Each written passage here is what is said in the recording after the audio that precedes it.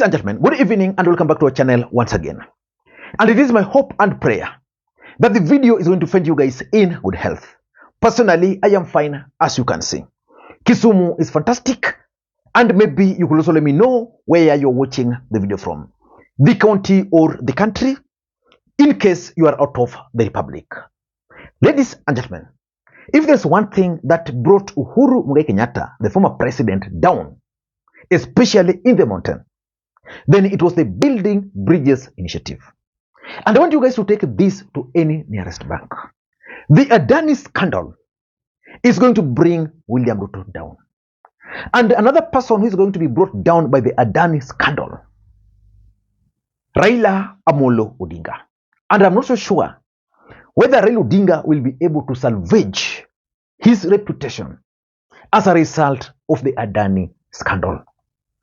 Because we all know that Raila Odinga nominated his experts. He nominated his experts, ODM experts, to serve William Ruto's government. Today, I was at pain listening to the intellectual Opiyo Wandayi.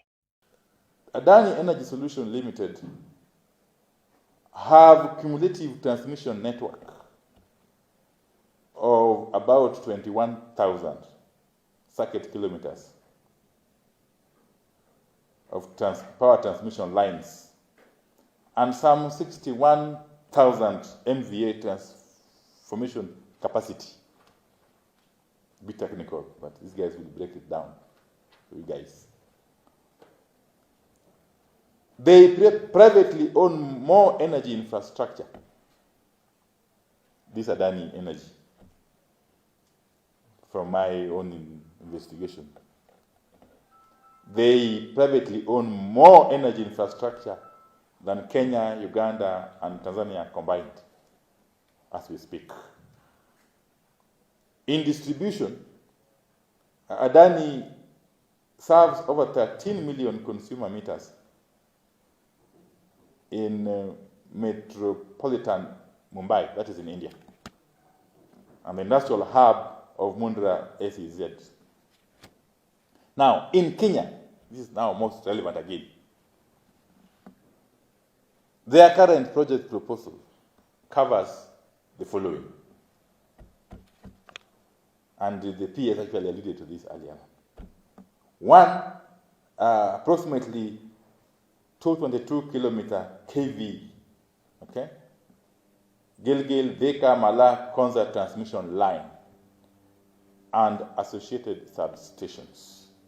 400/220/132 kV substations at Rongai and approximately 99 kilometer 220 kV Rongai Keringet Chemosit transmission line.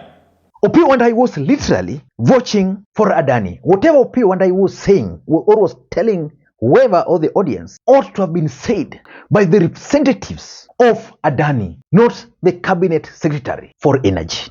And just like I keep on telling you on this platform, politics is a perceptional game. The moment ODM expert Opiyo Wandayi watched for Adani, and in the eyes of Kenyans, Adani is a monster, then Raila Odinga is now being linked to that scandal. Ladies and gentlemen, there was some parliamentary proceedings last week, and one man, the Kisii senator, Richard Moima Onyonka, shocked the entire country because we all know that a young man by the name Nelson Amenya is the one who leaked the details about the Adani JKIA scandal. If he had not leaked those details because they landed on his desk somewhere in France, if that had not happened, I can assure you, Adani would have today taken over our JKIA. But then, not only Adani now, listening to Onyonka, and I want you to pay very close attention. It's around 4 minutes. Pay very close attention to Onyonka, because in this video, I want to explain to you guys why Raila Odinga is not going to escape this Adani scandal as long as Opiyo Wandayi is still the cabinet secretary for energy. And as a result of collective responsibility, Opiyo and I will be forced to continue defending Adani. Listen in. The young man sits in one of the investment companies in France, and he saw these documents pass on his desk.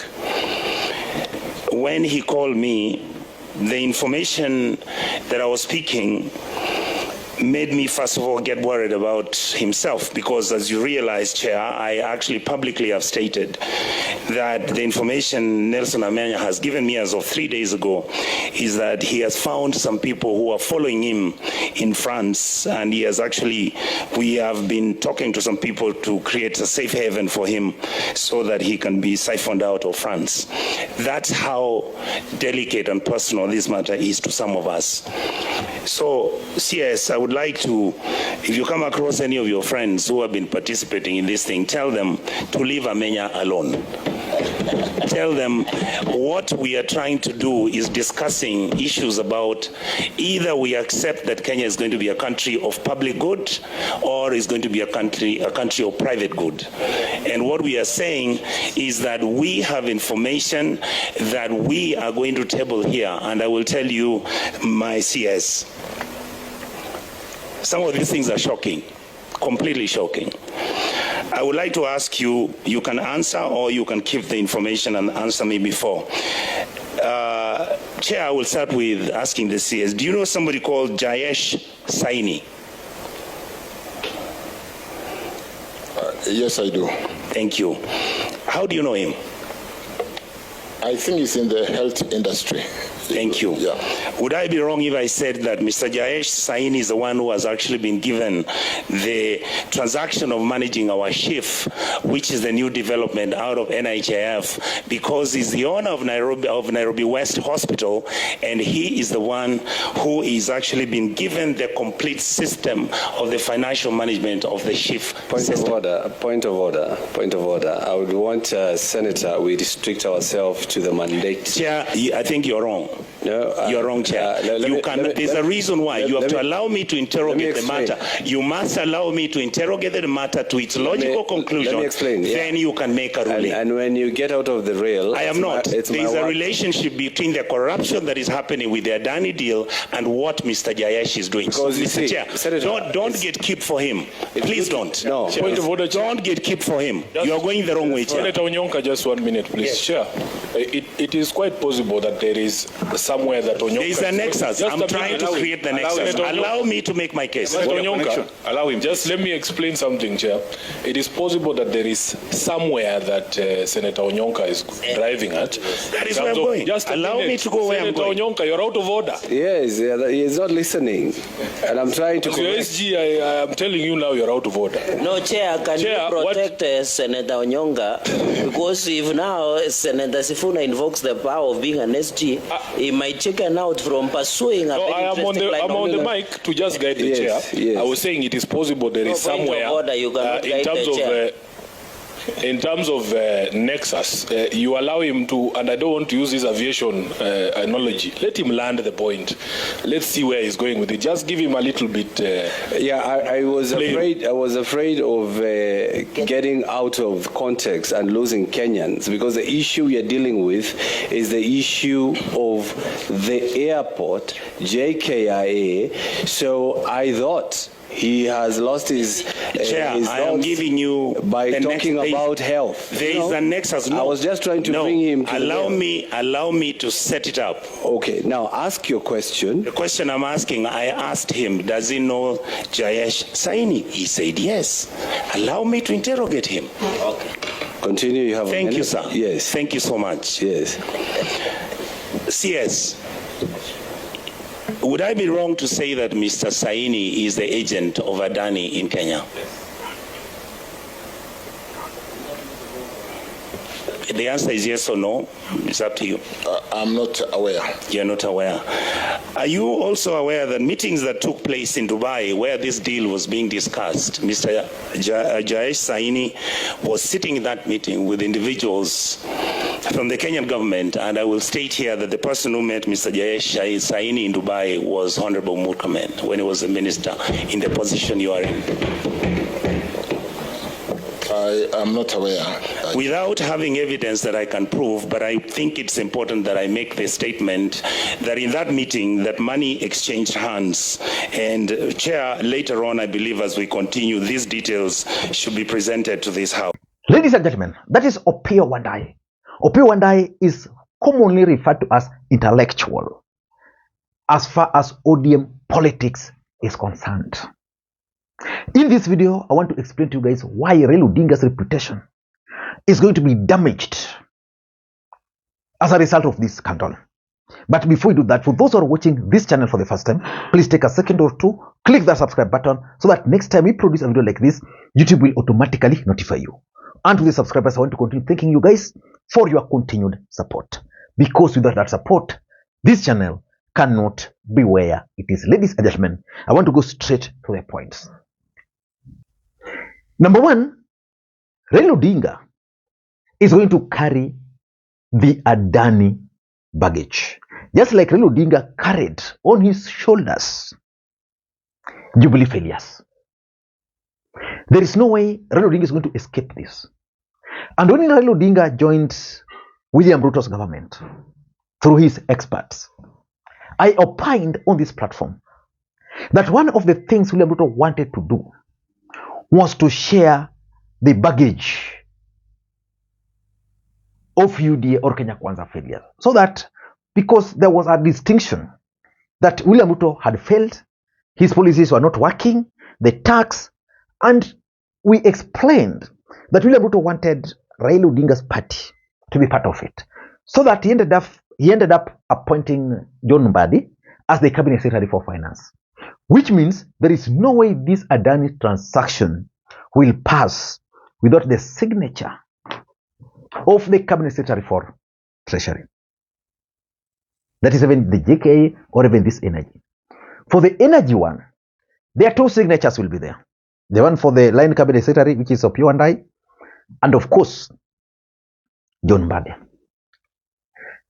I can tell you, Kenyans are not going to forgive Raila Odinga, especially over the Adani scandal.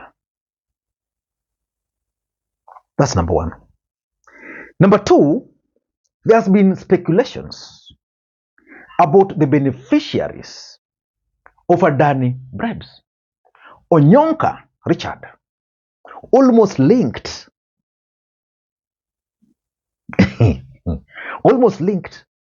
the former cabinet secretary for energy, Kipchumba Murkomen, to bribery, if you paid very close attention to that clip. As we speak, can you tell me how many ODM members of parliament are loud against this Adani scandal? Have they been bribed? So there is no way ODM as a political party will escape this if they're not speaking loudly against it. It's only Onyonka. Only Onyonka. And to some extent, Babu Wino, who even joined the aviation workers when they were demonstrating at JKIA. At the end of the day, ODM will carry that blame of having received bribes to allow Adani scandal to pass through. The savior would have been Kalonzo to demonstrate. He doesn't have that capacity. Because the truth is, the way things are today, even if Adani was an angel, there is no way they're the only ones Kenyans are questioning. So that's number two. Number three, Raila Odinga has always had reform credentials, fighting for the good of the country. A bit of it were eroded when he joined Uhuru Kenyatta in the last election. That erosion is further happening right now. Because to the majority of Kenyans, Adani is a monster. That should never happen in the Republic of Kenya. Of course, Raila Odinga has his own interest, because you all know that politics is a game of interest. Raila Odinga wants to go to the AU, and therefore you must get the support of the government. But what is he offering the government? Maybe silence? Maybe? We don't know. Number 4, at the end of this Adani, Kenyans are going to conclude that Raila Odinga was part and parcel of the rogue regime. And because politics is a perceptual game, I don't know how Raila Odinga is going to escape that. How he's going to reinvent himself. Because in Kenya, it's always said that Raila Odinga is a master of reinvention, that he can reinvent himself. But on this, I doubt.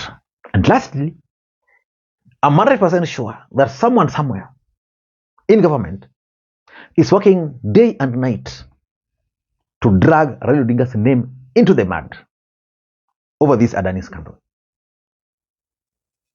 Let us wait and see. Rigathi Gachagua is very strategic. He's not talking about Adani. I would have expected him to speak against it. He's not. But of course, he's also coming out clearly that he's not part of it, because he's been edged out. So let us wait and see. But if this Adani scandal is going to be allowed to proceed easily, because of course there are certain things they can change, but if it's going to be allowed to proceed just like that, Raila Odinga is not going to recover. I don't know what you think. That's my take. Until next time, this is Makwiny. Bye-bye.